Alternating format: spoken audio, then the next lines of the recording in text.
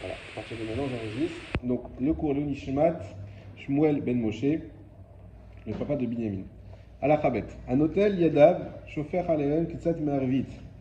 Celui qui lave, qui fait Nitiat Yadayim et qu'il verse Ktsat Me'arvit. Ktsat Me'arvit, ça veut dire moins d'un revit.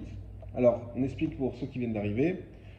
Il y a différentes manières de se laver les mains, je pense que vous avez déjà des résumés, mais ce qu'il faut savoir, c'est que le plus important, c'est que soit on met d'un coup un révit, c'est-à-dire 8,6 centilitres, et dans ce cas-là, on va dire que la purification est instantanée et définitive, donc c'est la meilleure des choses, c'est de bien remplir et de faire d'un coup ça, ou soit on peut ne pas faire d'un coup, verser cette même quantité-là, mais en plusieurs fois, et dans ce cas-là, c'est valable aussi, mais par contre, c'est moins efficace. D'accord? Donc maintenant, on parle du cas où, alors il y a aussi le problème, c'est est-ce qu'aujourd'hui, on se met dans un contexte, aujourd'hui, on va dire que l'eau, il y en a partout, à peu près partout et en abondance. À l'époque, ce n'était pas le cas, il n'y avait pas les robinets. Donc il y a toujours cette question de se dire, comment on fait si on n'a pas assez? D'accord? Et comment on gère? Donc c'est pour ça qu'il y avait cette gestion qu'aujourd'hui, on se dit, mais pourquoi ils se prennent la tête? Mais en réalité, c'est fini. Oui, mais il n'y a pas les robinets, donc c'est compliqué d'avoir l'eau. Donc celui qui fait une Netilat Yadayim avec moins d'un révit. Ça veut dire moins d'un révit. Les Asir Me'em Alichlour Vechol Davar Shechotzet. La première chose, c'est de faire donc cette netila afin d'enlever les saletés et tout ce qui peut faire écran dans la main. Voilà. Donc ça, on a expliqué également le problème de Khatitsa, c'est-à-dire que les mains, la netila yadayim même du réveillite, d'ailleurs, ne peut pas marcher s'il y a quelque chose qui fait écran. Une saleté, de la boue, de la pâte à pain, on a donné plus, de la peinture, qui est peintre. Toutes ces choses-là qui peuvent faire écran, alors d'abord on a un premier lavage pour enlever ces saletés. La charkar chauffer aléen pam chénit, et ensuite il fait une deuxième fois. Mais gamelo amaim entmeim. Alors quand on fait une deuxième fois, et que, encore une fois, on n'a pas mis la quantité de 8,6 centilitres d'un coup, mais une partie simplement, alors les mains sont pures, mais l'eau qui part, en fait, elle part avec l'impureté part avec l'eau. Donc l'eau elle-même, elle est impure. Donc je me retrouve avec des mains pures qui sont mouillées avec de l'eau impure. Et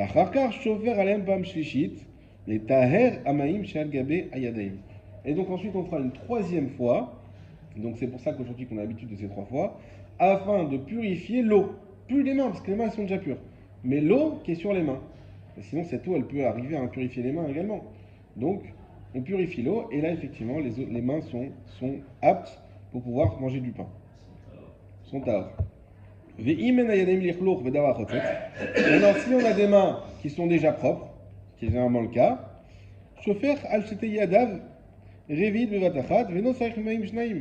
il peut faire directement la Nitiat Yadayim avec un, un révit, donc mettre 8,6 centilitres d'un seul coup, pas besoin de deuxième fois. Et ça, c'est un chidouche qu'on a appris ici, peut-être pas pour tout le monde, en tout cas, c'est pas habituel, qu'en réalité, tu peux faire Nitiat Yadayim, tes mains sont à peu près propres, ça veut dire il n'y a pas quelque chose qui fait écran, quelque chose qui se voit. Ok, je ne parle pas de propre savon. Propre, il n'y a pas d'épaisseur, il n'y a rien du tout, il n'y a pas de matière sur les mains, d'accord? Elles sont propres, et bien tu fais une Nitiat Yadayim une seule fois un réveillite, une seule fois un réveillite, et tu as fait la meilleure Nitiat qui soit, il n'y a aucun problème, pas besoin de faire une deuxième fois, et encore moins une troisième fois. Le Rama nous dit, et ce sera également le cas, s'il a à disposition beaucoup d'eau, il peut laver une première fois pour enlever les saletés, et ensuite il fait couler un révit d'un seul coup, il n'y a pas besoin d'une deuxième fois. D'une troisième fois. Mais j'ai compris, si tu veux faire une tierce personne, tu peux le faire un réveil d'un coup sur les deux mains. Très bonne question qu'on va voir après. Est-ce qu'on parle qu'il y a quelqu'un pour nous le faire, et qu'effectivement, là les mains vont être mouillées d'un seul coup, ou est-ce qu'on peut parler aussi même si on se fait à soi-même? Si on le fait à soi-même, on va voir tout de suite les problèmes qui peuvent arriver. Mais il y a des solutions quand même. Mais on va voir que même à soi-même, ça marche aussi. Mais c'est vrai que c'est un critère important. Anotel Yadav Tsaïr le Shafsham Zo Bazo.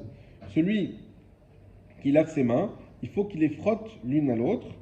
Alors pourquoi je ne me rappelle plus? Chavdalet, tout de suite le Mishnah Bora. Zo bazo, venire shiu kede, le avir alichlour etev etev, et urak le chatrila, velo likuva. C'est uniquement pour bien enlever les saletés qu'il pourrait y avoir. Donc c'est de l'hygiène tout simplement. Donc bien les frotter comme ça contre elles. Et c'est pas obligatoire, et c'est pas l'ikuva, c'est pas ça qui empêche de faire la bracha ni de manger le pain. D'accord? C'est uniquement un bon conseil. Il y a des questions sur ça? Non. Gimel. Natal Miksat Yado, Vechazar Veosif, Venatal Anishar Miado. On s'est arrêté au cours du Gimel la dernière fois. Donc ça c'est. Ouais. Parce que le Gimel c'est un peu théorique, donc on va le faire quand même, comme ça on aura tout fait, mais voilà, effectivement, je pense que ça n'arrive pas souvent. Si on a encore une fois, c'est à l'époque, ils n'avaient pas beaucoup d'eau. Donc il a de l'eau, mais que pour laver une seule main. Donc qu'est-ce qu'il fait? Non, même pas qu'une seule main, une partie de la main. Natal, il fait Netila, Miksat Yado, d'une partie de la main. Vechazar Veosif, Venatal Nishar Miado. Et ensuite, il lave l'autre partie de la main. D'accord? Il y a une moitié de la main. Il récupère de l'eau, je sais pas où, il en a, hop, il met la deuxième partie de la main. Est-ce que la main, elle est théora ou pas? On a déjà dit que les deux mains ensemble, elles peuvent être pures à des moments différents. Ça, on l'avait déjà vu. C'est-à-dire qu'on peut laver cette main, et puis 10 minutes après, il y a de l'eau, on lave l'autre main, on a fait attention à ne pas la rendre impure, on lave l'autre main, et la netila est valable. Maintenant, la question, est-ce que même la main elle-même, on peut la séparer en deux? Alors, ça dépend. Si c'est la première nétila, je ne parle pas de la saleté, si c'est la première nétilate, si tu le fais en 2 fois, c'est pas valable. Par contre, si c'est la deuxième nétilate, tu as le droit de le faire. Alors, tout de suite, la réponse du Shulchan Aruch. Premier cas qui nous dit Shulchan Aruch, Areyadot mea kemo she'aita. Si on fait ça, la main, elle était impure comme elle était. En d'autres termes, ce que tu as fait, ça ne sert à rien. De en netila la chatsein. Ça, c'est un principe. Il n'y a pas de netila à moitié. Tu as fait une moitié, tu as fait l'autre moitié. En fait, tu n'as fait rien et tu n'as fait rien. Tout simplement parce que ta main elle reste impure comme elle était à la base. Veim adaim yesh al miksat ayad shenatal bitrila. Et si adaim il y a encore sur une partie de la main qu'on a lavé en premier, tofeach al menat leatfiach. Une humidité à condition de transmettre l'humidité. On explique ça, on avait déjà expliqué un petit peu la dernière fois, mais bon, ça fait longtemps. En réalité, qu'est-ce qu'on appelle en 2 fois? En 2 fois, si c'est juste 2 gestes, est-ce que c'est ça le problème? Ou est-ce que, qu'est-ce qui va faire qu'on va couper l'action en disant non, t'as pas le. Vous êtes d'accord que quand on lave la main, il n'y a pas toute la main en la même seconde qui est lavée. Il y a bien une partie de la main au début, puis l'eau elle va là, et puis en dessous, et puis. Donc quoi qu'il arrive, c'est pas en un instant qu'on lave toute la main d'un seul coup, sauf si on va dans un mikvé et qu'on fait comme ça. Mais quand on fait une netila, c'est pas. Donc là aussi on va dire quoi? Non, c'est pas valable parce que toute la main elle n'est pas au même instant. Non, on va dire bah non, c'est l'action qui perdure. Mais oui, mais si la main qu'on a lavée une première fois, elle est encore mouillée, et qu'on fait une deuxième geste pour laver la seconde partie de la main, ça aussi ça s'appelle la même action. Et ça marche. On va pas dire que tu as purifié qu'une moitié et ensuite tu as purifié une autre. On va dire non, tant que celle-là elle est mouillée, tu es encore dans l'action de laver, et donc c'est encore valable, et ça s'appelle encore que tu laves en une fois et non pas en 2 fois. Vous comprenez ça? Jusqu'à quand on peut dire ça? Jusqu'à que cette partie de la main que j'ai fait en premier est assez mouillée pour mouiller autre chose. C'est ça qu'on appelle mouiller. Si des fois c'est juste un peu humide, et que si tu mets par exemple sur une serviette, la serviette tu ne sentiras plus rien parce que c'est à peine mouillé, ça s'appelle plus déjà la même action, et là ça ne marchera pas. Mais si c'est encore bien mouillé, effectivement sur une serviette, la serviette elle va être mouillée elle-même, donc c'est assez mouillé pour mouiller autre chose, dans ce cas-là, on va dire que c'est la même action, que c'est valable. Zo, are zo teora. Donc la suite du Shulchan Aruch, la main sera pure. Bame dvarim aborim, dans quel cas on parle? Bemaim rishonim, dans la première fois qu'on lave les mains. Aval bishniim, par contre la deuxième fois, notel miksat yadav vechoser mosif al miksatan, il peut très bien laver sa main en deux fois, c'est-à-dire une première moitié, ça a séché, une deuxième moitié, c'est permis. Pourquoi? Parce qu'on a déjà expliqué que qu'est-ce qui rend pure la main? C'est la première fois où on lave la main. C'est ce qu'on appelle, en fait, ce qu'on fait nous la deuxième fois. Vous vous rappelez toujours quand on parle de la première fois, on parle en réalité de la deuxième fois parce que la toute première fois, c'est pas pour rendre les mains pures, mais c'est pour enlever la saleté. Donc ça là, ça compte pas dans le compte. D'accord? C'est pour ça qu'on dit toujours deux fois, deux fois, deux fois. Et pourquoi il y a eu trois fois? Oui, trois fois, mais la première fois, c'est pas pour rendre pur. C'est pas de la tahara, c'est de l'hygiène. Et c'est aussi pour pas qu'on a expliqué qu'il n'y ait pas d'écran. D'accord? Donc la première fois, pour laver les mains, ça compte pas. D'ailleurs, moi, mon rave, à l'époque, à l'école, il me disait, lavez-vous les mains au savon. Première fois, c'est encore mieux que de faire juste comme ça, parce que comme c'est pour laver, bah, c'est sûr que quand on lave avec un kéli, c'est pas, ok, c'est lavé, mais c'est pas d'une hygiène folle. Alors que si tu as pu te laver les mains avec du savon, bah, c'est encore mieux. Là, tu as fait un vrai, t'as fait un hidour dans la mitzvah d'enlever toute chose qui peut être, qui peut faire un écran entre toi et l'eau pour les autres prochaines. La deuxième fois, tu rinces en fait ton savon. La deuxième fois, c'est pas que tu rinces ton savon, ça il faut que tu le rinces avant, ça c'est toujours la première fois. Rince avant. C'est toujours dans le cadre de l'hygiène. La deuxième fois, c'est plus de l'hygiène, c'est de la pureté, c'est spirituel. La première fois, c'est matériel, la deuxième fois, c'est spirituel. Et donc, quand je fais ma Netilat Yadayim, si, on a expliqué toujours, si j'ai moins qu'un révit, eh ben ma main est devenue pure, mais l'eau ne l'est pas. Donc c'est la deuxième fois qui est là pour la pureté. Ce qu'on appelle nous ici la première fois. Puisque encore une fois, la toute première, c'était que de l'hygiène. Donc maintenant, vous savez que quand on dit la première fois, on ne parle pas de la vraie première fois qu'on fait nous, on parle de la deuxième. Donc je reviens maintenant. La première fois, c'est pour rendre la main pure. À ce moment-là, effectivement, comme on a un principe qu'on ne peut pas purifier une chose en plusieurs temps. Pour purifier, c'est d'un seul coup. Donc il faudra faire d'un seul coup, ou en deux temps, mais en réalité qui n'en compte qu'un parce que la partie de la main qui a été faite en premier est encore mouillée. Ça va? Maintenant, la deuxième fois. Pourquoi on fait une deuxième fois? On a dit pour enlever, pour purifier l'eau, pas la main. L'eau qui reste sur la main, qui elle-même a récupéré l'impureté. On veut enlever cette eau qui est impure. Et bien, vu qu'on veut enlever cette eau impure, il n'y a pas de problème à en faire en plusieurs fois. Puisqu'on n'a plus le problème de dire, ah non, on purifie pas en deux fois. Oui, mais c'est pas pour purifier la main, c'est pour juste faire dégouliner, pour enlever l'eau qui est impure. Ça va?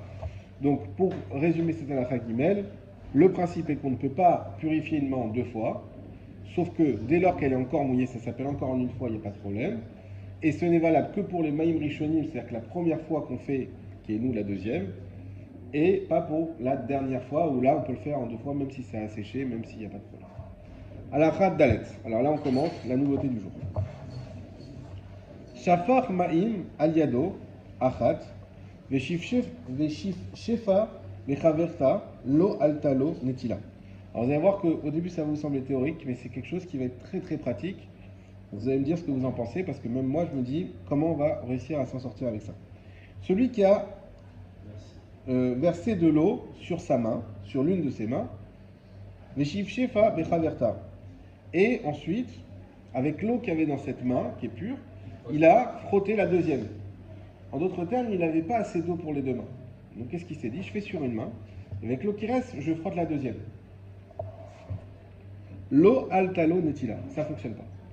Savoir que ça ne fonctionne pas. Pourquoi ça ne fonctionne pas? Eh bien parce que tout simplement, l'eau elle est tamée comme on a expliqué. Même si ta main elle est pure, mais l'eau que tu es tamée, donc tu prends de l'eau tamée que tu mets sur ta main, bah, avec de l'eau tamée, tu ne peux pas purifier. C'est logique. Afilou shafar be'acharona al-chete yadav. Et même si il a versé sur la dernière main, ba'acharona en dernier, al-chete yadav sur ses deux mains. Alors là, ça va commencer à devenir compliqué. La première fois, il a pris de l'eau dans une main, il s'est frotté avec, et après il prend de l'eau, normalement, il reverse dans les deux mains. Ça veut dire que la première netila, il l'a fait, comme on vient de dire, il l'a fait que sur une main et ensuite il a frotté. Et la deuxième netila, il l'a fait normalement. On va dire, bah c'est bon, la deuxième netila, elle va enlever la touma. Non. Est-ce que, j'ai une question, tu pourras peut-être répondre à la question. Est-ce qu'on peut rendre pure une seule des deux mains? Ça, on a déjà dit oui. Alors, dans ces cas-là, la première main, elle sera pure. Dans ce cas-là. Non. Oui. Et la deuxième, elle sera pure. Sauf que la première main, elle aura touché Alors, la main qui est impure. Voilà. Ça, on va voir. Sauf si, évidemment, les mains se rejoignent après. Bah, ce qu'il vient de te dire Benjamin, c'est que au moment où je fais une tia sur ma première main, cette main elle est pure. Maintenant, moi je fais ça. Bah, j'ai mis ma main pure dans ma main impure avec un conducteur qui est l'eau. Donc là, ben, c'est fini, mes deux mains sont impures. J'ai remis la main, Ve'en ma'im sheni'im. Alors maintenant, la question qu'on a du mal à percevoir, pourquoi le fait qu'il ait fait la deuxième fois suffit pas? Maintenant qu'il a, ok, il a fait une fois comme il faut pas, on va dire les mains elles sont impures. Maintenant, il a fait une deuxième fois comme il faut. Ça devrait suffire normalement pour dire que c'est pur. La deuxième fois, c'est comme s'il avait qu'une seule fois. C'est vrai, mais au moins on aurait dû avoir les mains pures. Ok, l'eau elle n'est pas pure dessus, mais les mains devraient être pures, comme on a la première fois normale. Qu'est-ce qu'il nous dit? Les fiches chez Amaïm, alors, hein, les fiches chez Amaïm chez Shafar al-Yado, puisque les eaux qu'il a fait couler sur sa main, achat sur l'une de ses mains, nitmeu, elles sont tamées. Donc ça veut dire que lui il a fait ça. Là la main elle est mouillée, la main elle est pure, mais les eaux elles sont impures. Urche shif shefa, nitmeed mechaverta. Et lorsqu'il a frotté, il a rendu. Il a remis de l'eau tavée. Voilà, ces eaux-là, elles ont rendu impure la main. Au lieu de la purifier à four, elles l'ont rendu impure. Ve'en ma'im sheniim, et les deuxièmes eaux ne peuvent pas, n'ont pas la capacité, metarim, de purifier. Et là, hamaim shenitmeu, me'mechamat ayadatma. Uniquement les eaux qui ont rendu tamé à cause à cause de la main elle-même. Velo abaim mechamat ayadat, mais pas qui sont rendus tamés à cause d'une autre main. Je traduis après, j'explique. Il car à chauffer Keli al yado, c'est la raison pour laquelle s'il a fait verser du Keli sur sa main, achat sur l'une des mains, et Shifshev et Chaverta, et il a ensuite frotté avec sa deuxième main, c'est vrai qu'il est Nagav Yadav, mais l'Arzor, Velitelam, Karaoui. Il faudra essuyer les mains et recommencer la Nitila comme il faut. On explique. Nous, on a dit que la première fois, c'est pour enlever la Touma, et la deuxième fois, c'est pour enlever l'eau qui est. La Touma de l'eau. La Touma de l'eau. Et faire enlever cette eau. Très bien. Maintenant, ce qu'on dit Shulchan Aruch, c'est que quand est-ce que la deuxième fois elle marche pour enlever la touma de l'eau? C'est quand, c'est pas que la main elle-même elle est pure, mais c'est juste qu'on enlève la touma qu'il y a sur l'eau qui est sur la main. Mais si la main elle-même elle est impure, cette deuxième fois ne marche pas. C'est comme si il n'y a pas eu une première fois. Il n'y a pas eu une première fois, pour ainsi dire. Il n'y a pas eu de première fois. Mais la deuxième ne peut pas compter comme la première. Parce qu'on pourrait dire, bah oui, la deuxième peut compter comme la première. C'est insuffisant parce que la main n'est pas pure d'elle-même, mais elle n'est pas impure d'elle-même. Non. Elle est impure à cause d'une autre chose qui est la deuxième main. Ça, c'est plus dans Révit. Ça, on va voir. Révite, c'est encore autre chose. Ah oui. Effectivement, on parle qu'il n'y a pas Révite. Voilà. Donc, ce qu'on est en train de dire jusqu'à présent, tout simplement, c'est que la seule manière, et ça, il faudra faire attention, quand on fait Netilat, il faudra faire attention que nos mains, elles restent pures. Parce que tant qu'elles ont de l'eau sur elles, l'eau c'est un conducteur qui est dangereux par rapport à la touma. C'est comme l'électricité. Ça veut dire que la seule manière où on va dire on pérennise la pureté des mains, c'est après les avoir essuyées. Donc on voit ici l'importance de l'essuyage. Je vous ai entendu en parler tout à l'heure, effectivement on essuie après la bracha. C'est pour ça qu'en fait, il y a deux dans un kéli. D'accord? C'est parce que si tu as la même anse, tu vas mouiller la main et après tu vas rattraper le. On va en parler de ce problème. D'accord? Le problème c'est qu'on va mouiller notre main et qu'on va prendre l'autre anse. Ok, là on a une anse sèche, on va mouiller l'autre main. Donc quand on va prendre pour la deuxième fois, on aura une anse mouillée avec de l'eau impure. Et ça va poser problème. J'ai une question. On prend un chiffon pour la deuxième main. Quand on a lavé la première main, on prend un chiffon et puis on lave avec la deuxième main. J'ai une question. La serviette, Oui. si elle est humide à force de s'essuyer dessus, elle est humide. Donc elle peut transmettre aussi la touba, la serviette. Donc, s'il y a quelqu'un avant qui s'est mal lavé, qui s'essuie alors que les mains étaient impures, est-ce que ça transmet la touba sur celui qui fait bien l'étilat après, en sachant que la serviette, elle a une certaine humidité, elle n'est pas sèche? Alors on l'a pas vu encore, j'ai pas la réponse à te donner sûre, mais d'après moi, d'après ce qu'on a vu, C'est pas le même type de touba. ça dépendra de l'humidité de la serviette. Ouais. Si on a une serviette qui est vraiment un peu dégueu et bien mouillée, effectivement là il y aura un problème. Parce que c'est de l'eau, c'est plus une serviette. Il y a ce qu'on a dit tout à l'heure. Toféach al minat la tire. Je passe en 12e après tout le monde. Ouais. Ça allait, elle est pas ouf. Ouais, des fois, la serviette, Voilà. elle est mouillée. Ah, Par et- exemple, on dit à la Enfin, je sais pas pour vous, mais moi, je il peux y a, pas. il y a Ça. 50 personnes. Je sais pas. voilà. Je peux pas quand c'est tout mouillé, dégueulasse. Ouais, mais souvent, alors on va passer en dernier, nous, en plus. Il n'y a pas Ouais, forcément pour- des papiers. Pour pouvoir discuter. Non, même pas, non. Alors, parce que j'avais vu il y a longtemps, je sais pas si c'était à la Faopa, qu'il ne faut pas laisser un grand temps entre le ventilate et le moti. Ouais. Il vaut mieux que ce soit celui qui fait le moti qui fait le ventilate en dernier. D'accord. Bon, c'est valable. Je sais pas si c'est plus valable pour celui qui fait moti, parce que tout le monde s'acquitte du moti, mais c'est vrai qu'il faut pas laisser de temps. Après, il y a du monde et du monde, mais parce qu'il faut pas faire de ça. Ok. Alors, c'est dans le même ouest, c'est pas dans la fin, il parlait de le temps nécessaire à faire 22 coulées. 11 mètres, chez 11 mètres, ça fait pas beaucoup. Alors je sais pas s'il y a, j'ai pas lu, on va voir. Ça, J'ai c'est pas lu, pour le bâtard, ça. j'ai pas lu qu'il y avait un Zman Kavua. J'ai pas lu ça, mais que oui, c'est-à-dire que moi je sais que des fois on est tenté, justement, si on fait avant, à aller chercher des boissons, aller chercher des trucs à table. Et ça c'est un problème. Ça, c'est un problème. Je sais que, en fait, normalement, il ne peut même pas quitter la même sieste. Tu vas manger. Exactement. Ouais, c'est très dur parce que tout le monde attend, en fait, il faut acheter ça. Alors, Qui va chercher le moi, ce que j'ai, enfin, ce que moi, me dit, c'est que tu te laves les mains quand tu vas à la cuisine, tu te laves les mains. En fait, tu les essuies pas tout de suite. Tu pars avec la serviette pour t'essuyer les mains, pour arriver dans la chambre en t'essuyant les mains. Pourquoi la chambre? Tu manges dans la chambre? Non, dans le salon, ça va manger. Mais Ah. imagine que on a des cuisines américaines. Ouais. Bon, mais Oui, si les tu vas- cuisines, c'est pareil, tu vois. Donc, en fait, tu ressors, tu finis ton Ouais, action dans un. Enfin, on fait ça aussi quand dans les hôtels et tout. On fait Nissila et on fait à table, on fait Nissila à table avec la serviette. Bon, restons sur notre sujet. On verra, mais c'est une bonne question en tout cas que tu as soulevé, Youssef. On verra le cas des serviettes bien mouillées. En tout cas, ce qu'on a vu ici, donc ce qu'on va essayer de retenir pour pas trop s'embrouiller, c'est uniquement que une main ne peut être purifiée par le deuxième versement uniquement si elle était impure d'elle-même. Mais si elle était impurifiée par un élément extérieur, en l'occurrence mon autre main, ça marche pas. On continue. Les firach, c'est la raison pour laquelle, là où il y a le petit de la maîtrette entre parenthèses. Anotel Yadav, celui qui lave sa main, Sarir chez Ishfor lo acher aleem. Il faut que ça soit un autre qui lui verse sur les mains. Voilà, exactement ce que tu as dit, David. Normalement, le mieux, et c'est pour ça qu'on fait ça à Birkat Kohanim, le mieux, c'est qu'on mette nos mains et il y a quelqu'un qui verse les mains. Et ça, c'est le top.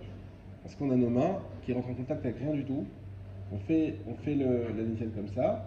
Et on a, comme on fait aux enfants, on leur fait la meilleure nétilade quand ils sont un peu trop petits pour attraper le caillou ou quoi. Ils font comme ça. Et c'est une nétilade qui est magnifique. Une petite parenthèse, il n'y a pas non, une obligation de respecter la façon dont ses parents faisaient. Parce que nous, mes parents, on a toujours fait en fait, au moment de s'essuyer les mains, en fait, en même temps, de la brafa en même temps qu'on s'essuie les mains. Parce que normalement, la logique, moi j'ai transmis ça à mes enfants, parce que la logique, c'est pas de transmettre en fait, on les a toujours. Alors, il y a deux choses dans ce que tu dis. Il y a ce qu'on appelle les minagim, la transmission. Mais on sait que dans les minagim, alors effectivement, on doit conserver les minagim de nos parents. Alors voilà, le problème qui arrive de temps en temps, c'est qu'il y a des erreurs qui se sont glissées dans ces minagim. Des erreurs d'appréciation de la halakha. Et donc, c'est pas que, en fait, ce que toi tu dis un minag, c'est pas un minag, c'était juste une façon de faire, on va dire, qui s'est faite toute seule. Mais c'était pas ça le minag. Quand on dit un minag, c'est qu'on a appris une halakha, et en fonction de ça, on a changé notre façon de faire. Et on dit, voilà, comme David, je sais que vous en avez parlé, il y en a qui font, après l'antila, ils font une quatrième fois comme ça. C'est pas pour rien. Ça, c'est un minag des parents. Effectivement, il faut le garder. Maintenant, quand tu arrives, on te dit, non, on a le minag de s'essuyer avant. Alors moi, je veux bien que ça soit un minag, mais explique-moi pourquoi. Moi, je peux t'expliquer pourquoi il faut s'essuyer après. Pourquoi? Mais vous en avez parlé? Non, mais le minag, il peut alors soit embellir, soit c'est une manière de faire, mais il faut que ça reste conforme à la. Exactement. C'est ça tout le truc. Et je pense qu'avec le temps et la pratique, et peut-être c'était pas aussi accessible l'étude à certaines périodes, il y a vraiment eu des entorses. Et du coup, aujourd'hui, on a récupéré des trucs qui des fois qui confondent. Les minagim doivent toujours rester conformes. Exactement. L'exemple classique que j'ai souvent pas vu, c'est à Kippour, il y en a certains qui ont l'habitude à la fin de prendre les filles et de venir sous le talit. Tu connais cette truc? Oui, c'est un minage. Ça, c'est l'étude. C'est un minage. Mais quelque part, c'est une vraie entorse à Alors, la ça, la Ravanout nous en parle à chaque année quand on arrive à Kippour. Qu'est-ce qu'il doit faire le Rav? C'est un minage, Mais mon ancien rabbin, il devenait fou avec ça. Ça Voilà. fait des parce drames. que c'est une entorse à la lache. Il hurlait. Non, mais pas en Tunisie, tout le monde le faisait, Eh ben, tu personne vois. ne disait rien. Ouais, Et quand ils sont arrivés en France, et ça a fait des drames, mais vraiment, maman, des drames. Mais est-ce que Des c'est bagarres, le moment, le gens, je ne ils savais logent. pas, c'est pour ça. Des bagarres, des trucs.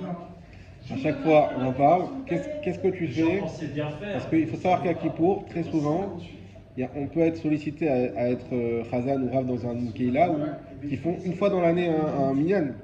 Et qui ne font pas en général, qui ne sont pas religieux du tout, ils ne font jamais minyan, mais pour Kippour, ils veulent garder Kippour. Ils font venir un Rav qui vient et qui est missionné pour ça. Et la question, qu'est-ce que tu fais? Comment tu réagis quand les filles elles arrivent sur le talit? Alors, évidemment, vous allez avoir chaque Rav qui va avoir sa façon de faire, ceux qui vont être durs, qui vont dire non, c'est Racha, Assour, etc. Bon, déjà, est-ce qu'une fillette, c'est un problème qu'elle vienne à la synagogue? Déjà, il y a ça. Mais, hein, Je parle pas de fillettes. voilà. Après, les filles qui sont déjà plus grandes, etc., effectivement, c'est un problème. C'est un problème. Maintenant, notre Rav nous a dit, vous êtes sous votre talit, vous fermez les yeux. D'accord. Mais Je dis pas que. mais t'as raison. L'intervention du rabbin, Ouais. je dis que c'est Oui, un oui. acte qui, a priori, est une entorse à la fin. c'est une entorse à la fin. Ça, c'est clair. C'est clair qu'il ne faut pas le faire. C'est une question, on dit, moi, mes parents ils faisaient ça, est-ce que je dois prendre ma fille qui a 12 ans? Non, tu ne prends pas ta fille sous le talit. On ne fait pas comme ça. Ah, et comment elle est bénie? Il faut savoir d'ailleurs. Ça aussi, c'est plein de choses qu'on n'a pas l'habitude. Mais non, c'est que le Shabbat, quand nous, on bénit nos enfants. Mais la maman aussi, elle a une mise à bénir ses enfants à ce moment-là. Il n'y a pas que le papa. Donc la maman qui est avec sa fille, elle peut tout à fait bénir. D'abord, il n'y a personne qui bénit les enfants, c'est le Kohen qui bénit le clan d'Israël. Et d'ailleurs, il y en a qui interdisaient de faire ce geste sur les enfants, de peur qu'on croie ce qu'on est tous en train de croire, que c'est nous qui bénissons. Et c'est sourd, c'est un interdit. Imaginez-vous, il y a un Israël qui vient, Rabbi David Abirsera, il arrive dans la synagogue, il dit, je vais mettre à côté des Kohanim, mais moi je vais vous bénir. Nous on va tous, magnifique, on va se faire bénir par les Kohanim, et Rabbi David Abirsera, on aura gagné la bracha du siècle. Mais c'est un interdit de la Torah. La Martha Alehem, là-bas il y a écrit, tu leur diras, la M, vélo la Acherim. C'est-à-dire que c'est un, on a le droit de bénir, mais pas du nom de la Birkat Kohanim. Ah oui, d'accord. Une bracha générale, bien sûr, comme des rabbanim qui bénissent. Mais du nom de la Birkat Kohanim, c'est assourd. Mais tu représentes quoi ce geste quand tu poses la main sur ton fils? Pas grand-chose. En tant que père. Non, mais d'où il vient? Alors, je ne saurais pas, il faudrait étudier. D'où il vient le geste? Quel est son fondement? Répétiteur Wi-Fi, exactement. D'où il vient ce geste? D'ailleurs, aussi, il y a plein d'erreurs qui sont faites sur ça. On pourrait faire d'ailleurs une étude sur le Birkat Kohanim. C'est les enfants qui se mettent face aux parents, comme ça. Donc là, il y a les Kohanim. Moi, je suis mon père qui est là et moi, je suis là. Et je donne le dos au Kohanim. Ça, c'est assourd. C'est assourd. On n'a pas le droit de donner le dos au Il y a Kohanim. beaucoup qui ont cette façon, c'est-à-dire ce minag, mais en fait, on tourner le dos au Kohanim. Alors, comme il a dit David, minag taout, si c'est passé. C'est un minag qui est basé sur une erreur. Bon. C'est déjà interdit parce qu'on tourne le dos aussi à la Torah. C'est interdit aussi. Oui, mais la Torah, elle est dans le Haron à ce moment-là, donc ça va. T'as le droit de. Là, je suis en train de donner le dos à Aaron Kodesh, c'est pas sourd. Le Haron, il est fermé. Quand il est ouvert, effectivement, on donne pas le dos. Mais on n'a pas le droit. On doit être en face, non seulement en face. Mais si par exemple, alors là, il n'y a pas. Mais si les Kohanim, ils sont là, ici, et qu'il y a des gens là-bas, ça aussi, ça marche pas. Il faut être après les Kohanim. Il y avait des synagogues, moi, là où j'étais, et il y avait tout un renfoncement derrière le Echal, et donc les gens, ils ne savaient pas, et les gens, ils restaient là-bas. Non, tout le monde devait partir et se réunir après les Kohanim. Voilà. Bon, là, ça va, parce que c'est la limite. Mais effectivement, donc on peut arriver à ces erreurs-là. En tout cas, pour répondre à la question, on parlera de Birkat Kohanim peut-être dans le détail une autre fois. Et effectivement, ce qu'il a dit David, c'est important. Dans le minag, il y a le minag qui est arrivé, qui a un fondement de halakha, et qui est là, il faut respecter, comme tu as dit. D'un autre côté, quand il y a un minag qui est basé sur une erreur, là non, il faut l'annuler. Un autre minag qui est rigolo, qui est basé sur une erreur, mais qu'apparemment, je ne sais pas si le Rav Yitzhak Yosef, il en parle beaucoup, C'est ceux qui ont l'habitude de manger le prépuce à la Brit Mila. Ça se fait vraiment. Là, qui Ils mange. ramènent qui mangeaient parce qu'ils disent que c'est une grande ségoula pour avoir des banim zecharim, pour avoir les femmes stériles. C'était un mythe, là. C'est du cannibale. Ah, il en parle beaucoup. C'est du Tu mets cannibale. dans le couscous. Pour avoir, ça se trouve, et d'ailleurs, ça trouve, ça marche, mais c'est pas cachère, c'est assourd. C'est-à-dire que c'est pour avoir les femmes stériles qui n'ont pas d'enfants, ou pour les femmes qui ont pas. Tu bouffes de l'humain. Bah voilà. Non, parce que je sais que dans certaines autres rites, chez les Noirs, quoi, ils le bouffent. Ils le Où? Chez les Noirs. Ah oui? Ouais, j'ai un copain qui faisait des circoncisions chez les Grecs, un médecin, il me racontait, Ils font des kéhilas de. machin, il le bouffait, quoi. Ouais, c'est les Voilà. qui bouffent même des asticots. Bon. Je savais pas que ça existait. Alors voilà, alors chez nous ça existe, il y en a qui c'est une ségoula, machin. Ouais, mais ça c'est. Mais c'est pas une question, Il même. faut les garder pour même- aller à la pêche. Même si c'était très bon, c'est pas le problème que c'est pas bon. C'est pas. Le poisson qui mange de tout en même temps. Ouais, problème. Vous savez qu'il faut l'enterrer. Le gamin qui a 18 ans et qui dit papa, il est où mon truc? J'ai bouffé. Vous voulez, Quelle horreur! vous voulez rire, mais vous savez qu'il faut. Il y a quoi faire à 12 ans. Et celui qui se fait la bricula à 18 ans, Ton petit il mange pas à 8 jours. Parce qu'il s'est converti par exemple. Ouais. Quand tu Ouais. son truc. Non, après c'est pas. Voilà, c'est une acte out. Nous on l'avait. Vous savez qu'il faut l'enterrer. Faut pas le jeter. Oui, non plus. oui, il faut Faut l'enterrer. Alors, moi je l'avais enterré dans le jardin de ma grand-mère, sauf qu'elle avait un chien. Et on l'a chopé avec le. On l'a vu en train de chercher là-bas. On l'a vu. Ah ouais? Il y avait un chien qui l'a. Bon bref. En tout cas, Stam. Donc Minag, pour revenir sur l'histoire de. Alors, qui se rappelle pourquoi il faut s'essuyer les mains après? Pourquoi on s'essuie? Pourquoi vous essuyez les mains après la bracha? Pour pas s'investiguer, pour pas réattraper de la C'est une requête entre Non, Rabbi pas- Yosef Karo et le Rama. Oui. D'accord. En fait, Rabbi Yosef Karo il te dit que avant de faire la mitzvah, tu fais la bracha avant. Exactement. Ok. Donc lui, ce qu'il conseille, c'est d'abord se laver les mains, bien se sécher, et puis faire la bracha et se laver les mains. Ça, c'est comme ça. Et le Rama, en fait, lui, il dit non, il faut d'abord, pour que les mains soient propres, c'est mieux que je lave d'abord les mains et ensuite tu fais la bracha.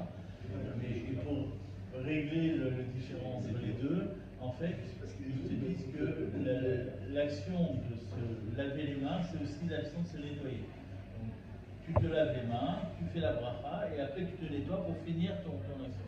Exactement. David, pour répondre à ta question, donc, principe de Over à la Siyatan, on fait toujours d'abord la bracha et ensuite la mitzvah. Quand tu mets tes tefilines, d'abord tu fais les aliyah tefilines, ensuite tu les mets. Quand tu mets le talit, d'abord le bracha date, après tu mets ton talit. Et bien là, le problème c'est quoi? C'est qu'on doit se laver les mains. D'un côté, il fallait faire la bracha avant se laver les mains. On aurait fait un etiat tedaïm, ensuite se laver les mains. Mais comment tu fais une bracha alors que tes mains sont sales? C'est pas logique. D'abord tu laves tes mains et tu fais la bracha en état de pureté. Pour ça, on a découpé en deux. Tu laves tes mains, elles sont pures, tu es pur, tu fais la bracha et tu essuies pour avoir une action qui suit après la bracha. Comme ça, on a fait d'abord la bracha et ensuite on a essuyé. J'avais cru, excuse-moi juste, j'avais cru, c'est comme ça que tu